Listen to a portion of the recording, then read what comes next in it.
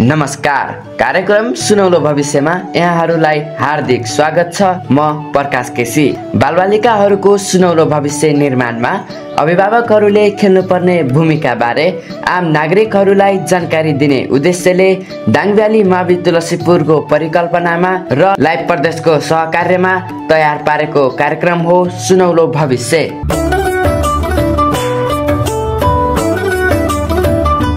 कार्यक्रम सुनौलो भविष्य स्थानीय क्षेत्रमा प्रत्यक्ष रूपमा अभिभावक टोलका अध्यक्षहरूसँग अन्तर्क्रिया गरी तयार पारेको कार्यक्रम हो। यो कार्यक्रम लाइभ प्रदेश अनलाइनको फेसबुक पेज र युट्युबमा प्रत्येक साताको बिहीबार बेलुका 7 बजेदेखि प्रसारण हुने गर्दछ। अब भने हामी ढिला नगरी आजको अङ्क हेरौँ है त। हाम्रो कार्यक्रमको उद्देश्य भनेको चाहिँ बालबालिकाहरूलाई कसरी असल नागरिक बनाउने, कसरी सुसंस्कृत बनाउने, कसरी सक्षम बनाउने, तपाईँ हाम्रा छोराछोरीलाई अनुशासनमा हिँडाउने हो भनेदेखि हामीले घरबाट ख्याल गर्नु पर्दैछ। जब बच्चा तपाईँ हामीले जतिसुकै पढाउँ, अनुशासन बिनाको चाहिँ के अरे शिक्षा, चरित्र बिनाको चाहिँ के अरे ज्ञान कुनै काम छैन है। एउटा ड्राइभरले पनि गाडी चलाउँदै गर्दा अनुशासनलाई ख्याल गरेन, ट्राफिक नियमलाई ख्याल गरेन, एकातिर हेरेर चाहिँ गाडी चलायो भने त्यो गाडी कहाँ जान्छ? नालामा जान्छ। नालामा गएर एक्सिडेन्ट हुन्छ।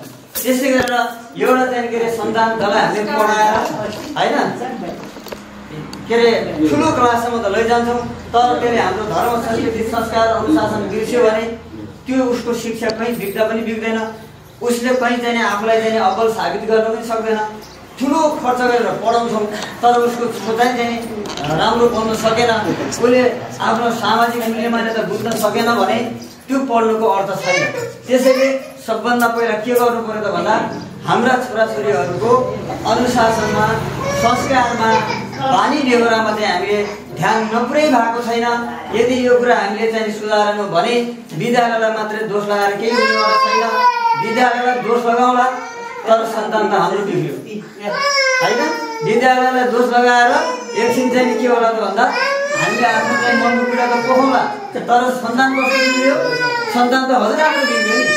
त्यसैले अब हामीले के गर्नु पर्यो त भन्दा घरबाट नै हाम्रो छोराछोरीको बानी बेहोरामा ध्यान पुर्याउनु पर्यो र हामीले के भनिरहेका छौँ भने घरबाट चाहिँ के अरे सुरु भएर टोल समाजबाट चाहिँ के अरे हामीले सुधार गर्नुपर्छ र यो टोलको उद्देश्य पनि के हो भने अब टोलले पनि यो कुरामा ध्यान दिनु पर्यो कि हजुर हामी टोलमा बस्छौँ, बाटोघाटो नालाको लागि बजेटको लागि छलफल गर्छौँ, बत्तीको लागि छलफल गर्छौँ र जस्तै यो टोलमा कति राम्रो भएको रहेछ, बिरुवाहरू रोप्नु भएको रहेछ, दुवैतर्फ अब यो केही समयमा यो हरियाली हुनेछ, यो चाहिँ सुन्दर हुनेछ यो बस्ती।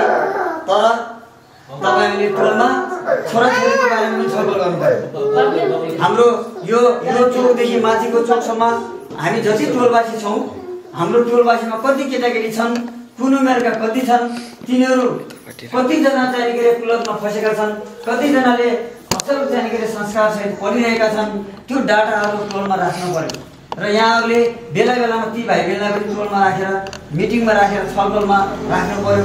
तिम्रो समस्या के हुनु होइन? मोबाइल हेरेको हेरी गर्ने, कोठाबाट ननिस्किने हो भने तिनीहरूलाई चाहिँ कतै सार्वजनिक ठाउँमा खेल्ने व्यवस्था पो गरिदिने हो कि होइन? भलिबल, ब्याडमिन्टनहरू खेल्न लगाएर भाइ बहिनीहरू चाहिँ त्यो कोठाबाट बाहिर निस्किने बाटो बन्छ कि अथवा चाहिँ ती भाइ बहिनीहरूलाई हामीले चाहिँ गाउँठाउँमा अन्य किसिमका चाहिँ तालिमहरू, खेलकुदका तालिमहरू, नाचगानका तालिमहरू होइन त्यो खालको चाहिँ व्यवस्था गरेर भाइ बहिनीलाई हामीले त्यो समस्याबाट निकाल्न सक्छौँ कि है? अब तपाईँहरूलाई थाहा छ गाजा भाङ खानेहरूको एउटा ग्रुप छुट्टै हुन्छ। कसरी कसरी भेट हुन्छ तिनीहरू खोल्सातिर भेट भइरहेको छ है। अलि पर चाहिँ विद्यालयका सार्वजनिक चाहिँ स्थानका चाहिँ पर्खालका छेउमा भेट भइरहेका हुन्छन्। उनीहरूको चाहिँ छुट्टै भाषा छ, छुट्टै किसिमले उनीहरूको दोस्ती छ। कहाँबाट हो, कसरी हो, घरको चाहिँ के अरे पैसा चोरेर हुन्छ कि कुनै सामान बेचेर हुन्छ कि त्यो गाजा भाङ किनेर खाइरहेको हुन्छ है। यो खालको समस्या हामीले यो क्षेत्रमा अझ बेसी चाहिँ देखेको सुनेको छ। त यसलाई कसरी सुधार गर्नु भन्दा यस्तै कार्यक्रम मार्फत हामीले प्रत्येक चाहिँ टोलमा कुन चाहिँ घरमा कुन बच्चा समस्यामा छ त्यो घरको मान्छेलाई पिर नपर्ने गरी सम्झाइ बुझाइ गरेर सबैको सहयोगमा सम्भव छ भने टोलमै सुधार्ने, छैन भने सुधार केन्द्रसम्म जाने र ती बच्चा बच्चीका चाहिँ लाई व्यस्त राख्ने उपायहरू निकाल्ने हो भने हामीले चाहिँ अझै पनि केही अझै त्यस्तो चाहिँ धेरै चाहिँ पीडा हामीले भोगिरहेका छैनौँ।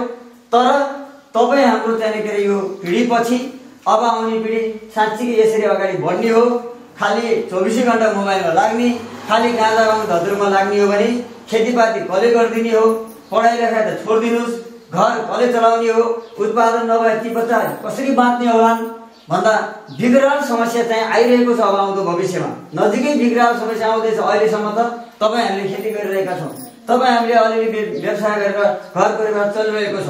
तर यदि अहिलेको बच्चा जस्तै निकममा हुँदै जाने हो भने पढाएर मात्रै त केही हुनेवाला छैन। पढाएको मान्छेले काम गर्न सक्ने उसको चाहिँ मानसिकता, उसको शारीरिक अवस्था, उसको दिमाग त छिर्नु पर्यो होइन। कुलतमा लाग्दाखेरि के छ त भन्दा उसको सोचाइ गलत भएको छ, उसको शरीरले काम गर्दैन। एडिक्सनमा पस्यो भने गाँजा खान नपायो भने शरीर काम्न थाल्छ। रक्सी बढी खाँदा खाँदा चाहिँ रक्सी नखाँदाको दिन हात काम्छ। मोबाइल धेरै हेर्दा हेर्दा मोबाइल नपाएको दिन बच्चा जाने लुडीबुडी गरेर शरीर चाहन्छ। तपाईँहरूलाई अनुभव छ कि छैन? मोबाइल धेरै हेर्दा एडिक्सन भयो भने बच्चाले चाहिँ मोबाइल नपाएको दिन पल्टिएर शरीर तान्छ। खानै बिर्सिया छ मोबाइलमा बसेर है। एउटा चाहिँ मैले न्युज पढेको है, मलाई लाग्छ यो कोरियन हो कि कुन चाहिँ एउटा चाहिँ होइन त्यतातिरको एउटा कुनै देशमा एउटा घरमा एक्लै भएको बच्चाले ल्यापटप हेर्दा हेर्दा हेर्दा हेर्दा खानै बिर्स्यो र खाना बिर्सेर त्यो ल्यापटपमै घौटो पर्यो र त्यही चाहिँ सुक्यो मऱ्यो चाहिँ के अरे सुकी भएछ है। उसले खाना खाएन भनेको मतलब यो चाहिँ के अरे स्क्रिनको चाहिँ जुन कुलत छ, कुलतले मान्छे चाहिँ खाना बिर्सेर ज्यानै गइसक्दा पनि छोड्दो रहेछ। भनेपछि यो गाँजा जाँड रक्सी भन्दा मोबाइलको लत कम छैन। त यसलाई हामीले के गर्नु पर्यो त भन्दा अब घरमा ठुला ठुला छोराछोरी छन्, मोबाइल चाहियो, प्रविधि चाहियो। अहिले दुनियाँ संसार चाहिने पढ्न पनि मोबाइल चाहिन्छ। मोबाइलको माध्यमबाट हामीले नेट इन्टरनेट चलाइरहेका छौँ। तर के हुन्छ, हरेक कुराको सीमा हुन्छ। हामीले भात खाँदा पनि ठिक्क खानुपर्छ, धेरै खायो भने पखाला लाग्छ। भनेपछि मोबाइल पनि ठिक्क हेर्नु पर्यो। त्यसको लागि हजुरहरूले के गर्नु पर्यो त भन्दा रुटिन बनाइदिनु पर्यो। घरमा चाहिँ बैठक बस्नु पर्यो, छलफल गर्नु पर्यो, भन्नु पर्यो कि हामी पनि हेर्दैनौँ, तिमी पनि नहेर्ने। ल स्कुलबाट आइसकेपछि हात खुट्टा धुने, नास्ता खाने, होमवर्क सिद्धाएपछि मात्रै मोबाइल हेर्न पाइन्छ। त्यो पनि 1 घन्टा हो कि 2 घन्टा सल्लाह गर्ने। मैले मेरै नातिनीको कुराको टाढा होइन, ऊ पनि एकछिन मोबाइल नहेर्दासम्म ऊ लेख्ने पढ्ने हुँदै हुँदैन। अब के गर्ने? अब हामी पहिलेदेखि मैले नचलाउँदा उसले मोबाइलका कुन ठाउँमा के छ भनेर उसले निकाल्थ्यो भने सानैदेखि अब त्यो बिग्रिसक्यो। अब अहिले हामीलाई खाने बेला पनि एकातिर खाँदै गर्छ, एकातिर अब मोबाइल हेर्दै गर्छ। अब त्यस्तो किसिमको वातावरण छ। अब नदिने हो कि अघि नै सरले भनिसक्नुभयो, अब खाना नखाने हो कि एकातिर पल्टिने हो कि एकातिर गएर बस्ने हो कि यो वातावरण छ। त्यसैले अब हामी आफ्नो घरमा नै सुधार गर्न सकेका छैनौँ। त्यही हुनाले गाह्रो छ।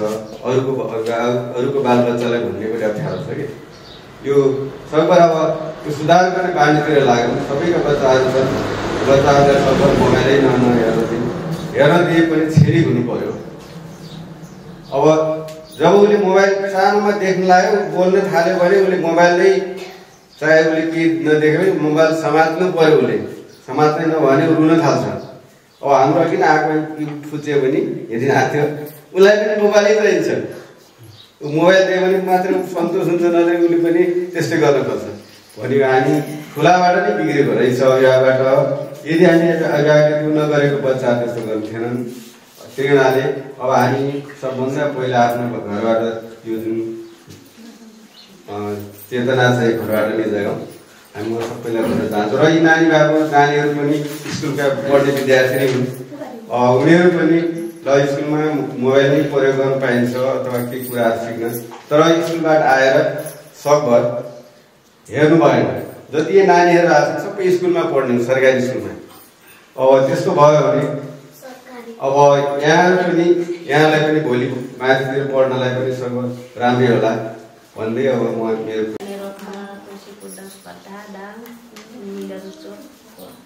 माइक आफै समातेर सजिलो हुन्छ नि।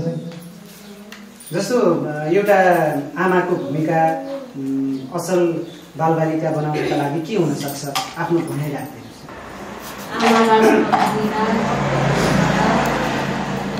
सानैदेखि आफ्नो छोराछोरीलाई राम्रो राम्रो सिकाउने, राम्रो राम्रो शब्द, राम्रो राम्रो काम गर्न सिकाएपछि सबै सिक्दै गएपछि उनीहरू स्कुल जाँदा घर परिवार गाउँ समाजमा सबैतिर राम्रोसँग तरिकाले राम्रोसँग गर्न सक्ने हुन्छन्। सानैदेखि तिनीहरूको इच्छा अनुसार नै गर्न दियो भने, तिनीहरू जे चाहन्छन् त्यही गर्न दियो भने उनीहरूलाई राम्रो पनि हुन्छ। तर नराम्रो लततिर जान दिनु हुँदैन।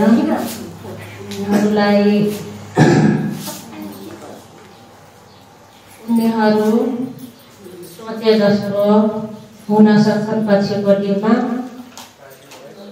उनीहरूको भविष्यको लागि सबै चिज जति सकिन्छ, जति उनीहरू चाहन्छन् सबै पुर्याउनु पर्छ। तर नराम्रो काम गर्नलाई माग्यो भने उनीहरूलाई गर्न दिनु हुँदैन।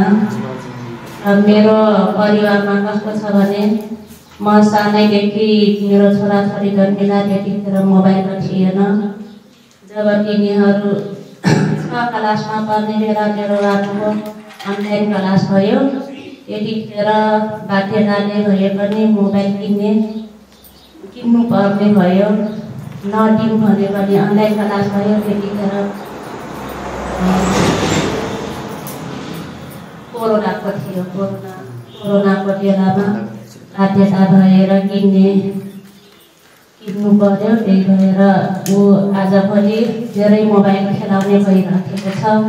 आजभोलि झन् उसको अब 10 क्लासको इक्जाम दियो। त्यही भएर खाली समयमा मोबाइल खेलाउने समय धेरै छ उसँग। मोबाइल खेलाउने समय धेरै भयो भने उसलाई सुधार्न अलि गाह्रो छ। त्यही भएर म मोबाइलको भन्दा पनि बाहिर लगाएर यतातिर घुमघाम गर्न पठाइरहेको छु। घुम्नेमा व्यस्त छ।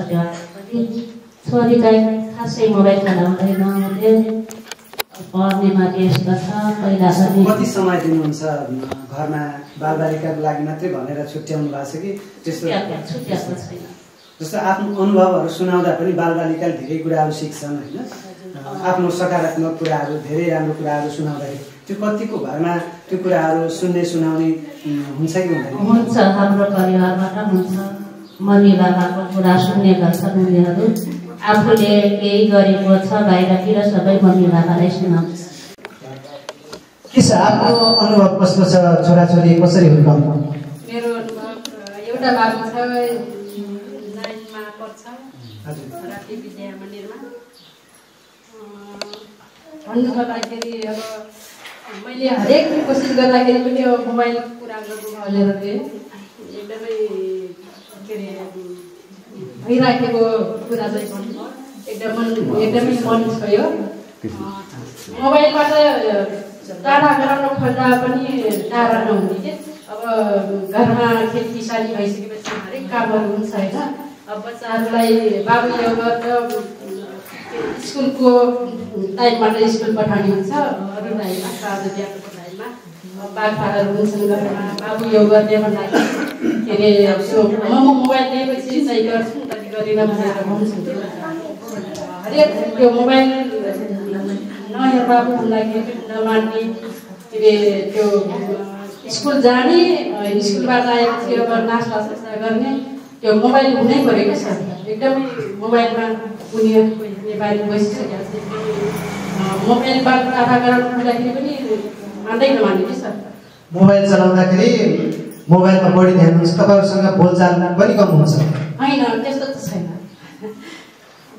मोबाइल खेलाएपछि त कसरी अब म काममा व्यस्त हुन्छु। त्यति बेला बोल्ने जाँदा हुँदैन। भन्छु बाबु मोबाइल लिएर हेर्नु हुँदैन, पढ्नुपर्छ।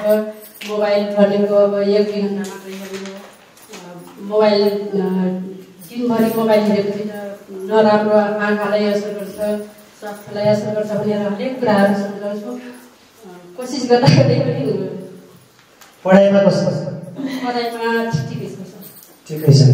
अब जस्तो अरू तपाईँ जस्तै धेरै आमाहरू हुनुहुन्छ होइन, उहाँहरूलाई अब एउटा अहिले त 9 क्लासमा पढ्ने भइसक्यो तपाईँको, जस्तो एउटा आमाले के गर्न सकिन्छ होला? एउटा आमाले मात्रै नभएर आमा बुवाको भूमिका के हुन सक्छ?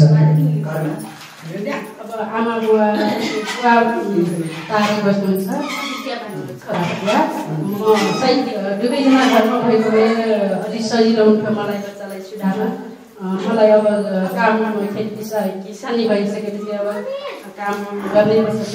त्यो कामले गर्दा पनि कहिले सोध्छु मैले काममा म भएर हो कि टाइम त्यो बच्चालाई टाइम नदिएर हो यति मोबाइलमा हेरिरहेको हुन्छ भनेर आफैलाई दुःख लाग्छ।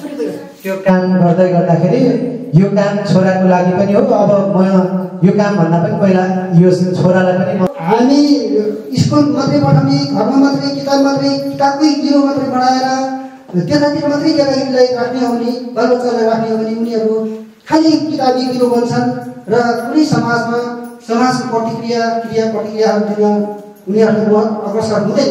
त्यसैले गर्दाखेरि समाजमा पनि सङ्गसाथीहरूसँग गएर सुन, कुरा राम्रो कुरा सुन, नराम्रो कुरा सुन, तर आफै सुत्यो, फलानु यस्तो गर्यो उसको गर्यो, त्यो कसरी गर्यो, किन गर्यो, त्यसको महसुस गर्दै गएर उनीहरू पनि सहभागिता जनाउने काम अवसर दिएपछि उनीहरू पनि सिक्दै जान्छन्। समाजमा सेवाको भावना आउँछ र समाजमा राम्रो काम नराम्रो काम र कसरी सहभागिता जनाउनुपर्छ भन्ने कुरा कोसिस गर्छन्। त्यो अनुरूप आफ्नो घरमा पनि काम गर्नुलाई पनि यो काम गर्नुहुन्न, तिमी यो काम गर्नुहुन्न भनेर हप्काएर होइन, काम त गर्नुहुन्छ बाबु नानी, तर कसरी गर्ने, तिमी अहिले सानो छाउ गर्न सक्दैनौ, तर गरिहाल्यो भने यसै गर भनेर हामी राम्रो माया ममताले सम्झायौँ अथवा सल्लाह दियौँ भने उनीहरूले हाँसी खुसी राम्रोसँग भनेको मान्छन् नानी बाबुहरूले। त्यसैले गर्दाखेरि उनीहरूलाई एकैचोटि मार्ने, पिट्ने, झम्झिने त्यस्तो गरेपछि यो गरेर त मलाई के हुनु, हल्दै गरी मलाई मार्नुहुन्छ भने झन्झुटी गरिराखेको अवस्था देखिन्छ बच्चाहरूमा। एकैचोटि त्यस्तो अवस्था नआओस् भनेर हामी माया ममताका साथ राम्रोसँग उनीहरू भविष्यको लागि पछि राम्रो हुँदै होस् भन्ने हिसाबले, किनभने उनी भोलिका करोडाहरू देश विकासका लागि अहिले हामी के गर्न सक्यौँ, के गर्न सकेका छौँ। प्रायः अहिलेका युवा साथीहरूले पनि अब हामीले हाम्रो सल्लाह सुझाव मात्रै दिने हो, उहाँहरूले समाजमा कस्तो किसिमको व्यवहार गर्ने, कस्तो किसिमको विकास गर्ने, के गर्ने, सङ्गठन कसरी बनाउने, आफ्नो महिला नेतृत्व अथवा पुरुष जो हुन्छ आफ्नो सबैलाई समितिहरू लाने, कसरी लड्ने, विकासको कार्यक्रममा होस् या कुनै सहयोग होस्, त्यस्तो भयो भने एकदमै राम्रो होला भन्दै म यहाँले 2 शब्द बोल्ने मौका दिनुभएकोमा धन्यवाद दिँदै आफ्नो कुराहरू हस्त धन्यवाद। होइन तपाईँले एउटा मोबाइल 30,000 मा पर्छ भने चाहिँ एउटा बालबालिकाले 30,000 महिनाको 30,000 त उसले त्यो फेसबुक होइन पब्जीको उसको चाहिँ भित्रको सामान किन मात्रै खर्च गरिरहेको अहिले चाहिँ जुन अवस्था छ यो निकै नै दयनीय छ। तर यो विषयमा हामीले सरकारले पनि चासो दिनुपर्ने हो। तर हामीले केही समय अगाडि जुन पब्जी या फ्री फायर कुन चाहिँ हो है, त्यसमा चाहिँ तपाईँको गेममा चाहिँ जित्दाखेरि नेपालले नै एउटा खुसियाली मनाएको अवस्था पनि देखियो। त्यसलाई हामीले चाहिँ कुन रूपमा लिने होइन, त्यसलाई चाहिँ सकारात्मक लिने या नकारात्मक लिने होइन, सकारात्मक पनि पछि होला, तर त्यसले चाहिँ मैले देखेको कुरा चाहिँ अझै गाउँघरको ग्रास लेभलसम्म त्यो पुरस्कार पाउँदाखेरि उनीहरूले चाहिँ स्वागत हुँदाखेरि र सरकारले नै उनीहरूलाई चाहिँ प्रोत्साहन गर्दाखेरि झनै बालबालिकाहरू चाहिँ उत्साहित भएको देखेँ मैले है एउटा कुरा। अनि सँगसँगै यो कुराले गर्दा हामीलाई प्रत्यक्ष अप्रत्यक्ष रूपमा हाम्रो जति पनि हाम्रो यो आर्थिक अवस्था छ। आर्थिक अवस्था भन्दा हामी चाहिँ निकै नै धेरै खर्च गर्ने अवस्था मैले देखिरहेको छु, किनकि हामीले त्यो मोबाइललाई उसले चाहिँ अपनाउँदाखेरि मोबाइलको रिचार्जदेखि लिएर मोबाइलको त्यसमा चाहिँ खर्च गर्ने, गेममा खर्च गर्ने पैसाले गर्दा हामीलाई आर्थिक रूपमा पनि सङ्कट पारिरहेको अवस्था मैले देखेको छु होइन। अनि सँगसँगै त्यो सानो बच्चा जब 1 वर्ष 2 वर्ष हुन्छदेखि नै त्यस बेलादेखि तपाईँको गेममा र मोबाइलमा चाहिँ कुलत बस्दाखेरि भविष्यमा चाहिँ उसले चाहिँ घरको काममा सहयोग नगर्नेदेखि लिएर तपाईँको समाजमा चाहिँ सामाजिक क्षेत्रहरूमा चाहिँ एकजुट नहुने देखि लिएर तपाईँको विभिन्न कुराहरूमा चाहिँ सानैदेखि नै नराम्रो असर पर्दाखेरि निकट भविष्यमा झनै विकराल भएको अवस्था छ। सँगसँगै आजको अर्को विषयवस्तु हजुरको जुन यो लागु पदार्थ दुर्व्यसनी पनि थियो होइन। यसमा चाहिँ हामीले अहिले के छ भन्दाखेरि हाम्रो गाउँघर समाजमा एउटा आफ्नो आर्थिक अवस्था कमजोर भएको हुनाले एउटा घरको जिम्मेवार व्यक्ति जो चाहिँ बुवा हुनुहुन्छ उहाँ चाहिँ वैदेशिक रोजगारमा जाँदाखेरि उहाँले चाहिँ नि आफ्नो घर समाजलाई एउटा चाहिँ प्रत्यक्ष रूपमा चाहिँ समय दिन नसकेको, हेरचाह गर्न नसकेको अवस्था छ। त्यो अवस्था हुँदाखेरि तपाईँको सानैबाट बच्चाले चाहिँ पैसा आएको छ, विदेशबाट पैसा आएको छ, तर हामीले चाहिँ त्यसलाई चाहिँ खर्च गर्दाखेरि केटाकेटीहरू चाहिँ लागु पदार्थ दुर्व्यसनमा चाहिँ फसेको देखिन्छ। किनकि उनीहरूको चाहिँ गार्जियन अभिभावक जुन छ उहाँले चाहिँ नपाउँदाखेरि एउटा नराम्रो कुलतमा लागेको साथीहरूलाई चाहिँ उसँग चाहिँ मित्र अवस्था हुँदाखेरि सँगसँगै एउटा उसले चाहिँ असल बाटो देख्ने अवस्था नभएको हुँदाखेरि अब विभिन्न रूपमा उनीहरू चाहिँ कुलतमा फसेको देखिन्छ। अब यसको लागि चाहिँ हामीले एउटा परिवारदेखि लिएर समाजदेखि लिएर राष्ट्र नै यो विषयमा चाहिँ गहन भएर चाहिँ हामी लाग्नुपर्ने देखिन्छ। किनकि एउटा कुलतबाट फसेको एउटा चाहिँ सुरुमा उसलाई चाहिँ त्यो अवस्थामा नल्याउनुको लागि आमाबाले चाहिँ एकदम ख्याल गर्नुपर्ने हुन्छ, समय दिनुपर्ने हुन्छ। यसको विषयमा चाहिँ कानुनीदेखि लिएर हरेक कुराहरू चाहिँ एउटा उसलाई चाहिँ बालबालिकालाई चाहिँ त्यो शिक्षा हुनु जरुरी छ। अब किनकि त्यो भइसकेपछि के हुन्छ निकट भविष्यमा र त्यसबाट चाहिँ कानुनी त्यो भइसकेपछि कानुनमा चाहिँ के सजाय छ भन्ने कुरा पनि चाहिँ बुझ्नु पर्ने जरुरी हुन्छ। त्यो कुरा शिक्षा पाउनु जरुरी छ। सँगसँगै त्यो अवस्थाबाट चाहिँ हामीले टाढा राख्नको लागि प्रत्येक गाउँमा चाहिँ एउटा खेलकुद मैदान या एउटा चाहिँ एउटा कुनै एउटा एरिया होस् जहाँ हरेक सुविधा होस्। म चाहिँ वैदेशिक रोजगारमा हुँदाखेरि 4 वर्ष बस्दाखेरि मैले त्यहाँ देखेको कुरा एउटा प्रत्येक टोलमा चाहिँ नि एउटा खेलकुद मैदान हुन्छ। त्यहाँ चाहिँ खेल्ने अनि ओपन जिम होइन, ओपन जिम टाइपको चाहिँ तपाईँको हरेक त्यहाँ चाहिँ अवस्था हुन्छ। त्यहाँ चाहिँ सबैजना एकै ठाउँमा गएर चाहिँ समय बिताउने अनि खेलकुद खेल्ने अनि एक्सर्साइजहरू गर्ने सबै त्यो हुन्छ होइन। तर हाम्रो गाउँठाउँमा कुनै पनि खेलकुदको लागि चाहिँ मैदानहरू छैन जहाँ कि फुटबल खेलेर चाहिँ एउटा बालबालिका चाहिँ आफ्नो दिन बिताओस्, शनिबार बिताओस् अथवा चाहिँ छुट्टी बिताओस्। एउटा फुटबल ग्राउन्ड छैन। त्यो हुँदाखेरि उसले चाहिँ गर्ने के त अल्टिमेटली कि एउटा मोबाइल चलाउँछ कि दुर्व्यसनीमा लाग्छ। सँगसँगै अनि अहिले चाहिँ एउटा शिक्षा हामीले चाहिँ शिक्षा सबैले चाहिँ पहुँच छैन। एउटा सरकारी विद्यालयबाट अथवा चाहिँ सरकारी कलेजहरूबाट चाहिँ उनीहरूले चाहिँ पढेको उसले ग्रेजुएसन गरेर पनि उसले चाहिँ केही गर्न सकिरहेको छैन र प्राइभेटमा चाहिँ पहुँच आर्थिक कमजोर छ। किनकि अहिले नेपालकै तपाईँको यो आर्थिक हाम्रो चाहिँ एउटा परिवारमा चाहिँ समथिङ कति 17-18 हजार जो मासिक तलब छ पाइरहेको छ मान्छेले। त्यस्तै गरी घरमा चाहिँ अहिले एउटा अभिभावकले उसको कमाइले चाहिँ नि एउटा हाम्रो चाहिँ विद्यालयको फी महँगो भएको हुनाले उसले राम्रो विद्यालयमा चाहिँ उसलाई चाहिँ दाखिला गर्न सकिरहेको अवस्था छैन, आर्थिक कमजोर छ। त्यो हुँदाखेरि उसले जहाँबाट चाहिँ नि शिक्षा लिएर चाहिँ एउटा असल शिक्षा लिएर चाहिँ जुन ठाउँमा पुग्न सक्छ त्यसको लागि शिक्षा महँगो भएको हुनाले शिक्षामा पहुँचको लागि उसको चाहिँ सबै परिवारबाट छैन। अल्टिमेटली उसको पनि बेरोजगार भएर लागु पदार्थ दुर्व्यसनीमा पनि फसेको चाहिँ देखिन्छ।